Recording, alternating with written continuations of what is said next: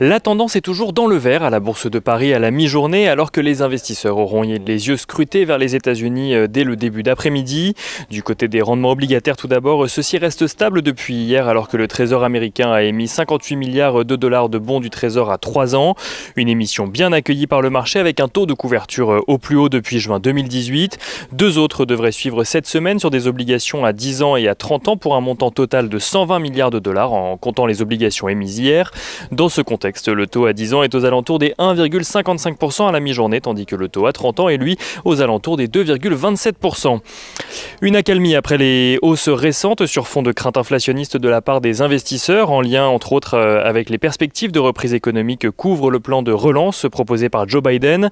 Les investisseurs devraient accorder une attention toute particulière à ces deux sujets justement, alors que l'inflation aux États-Unis pour le mois de février sera publiée à 14h30, tandis que se tiendra au sein de la Chambre des représentants un vote concernant le plan de relance en question.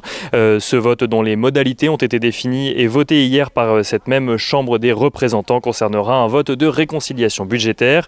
Si de nombreux républicains sont opposés à ce plan de relance, les démocrates estiment pouvoir faire adopter le plan sans eux et envisagent déjà la suite avant même le vote du plan. Si le plan est effectivement voté, alors celui-ci pourra être ratifié par Joe Biden avant la fin de la semaine et le projet de loi promulgué. En Chine, on notera que l'indice des prix à la consommation recule de 0,2%, tandis que les prix à la production augmentent, eux, de 1,7% sur un an au mois de janvier. Une progression que le pays n'a pas connue depuis novembre 2018 grâce à l'augmentation des commandes à l'exportation et qui alimente les craintes inflationnistes dans les économies occidentales via les prix du commerce extérieur. On notera également en France que la production industrielle progresse de 3,3% au mois de janvier, avec notamment une production manufacturière qui progresse elle aussi de 3,3% sur la période, traduisant une reprise de l'activité après le léger recul du mois de décembre.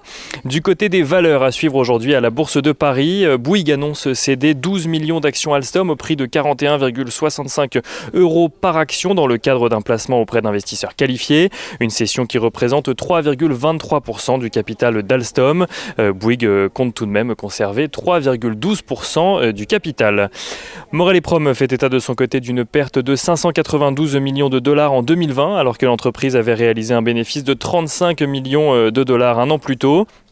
On notera également que Maisons du Monde annonce avoir mieux résisté que prévu à la crise en 2020 avec un chiffre d'affaires qui ne recule que de 3,5%. L'entreprise versera même un dividende de 30 centimes d'euros par action. Maisons du Monde qui annonce également lancer une revue stratégique de ses actifs aux États-Unis où la crise sanitaire a rendu le contexte plus difficile.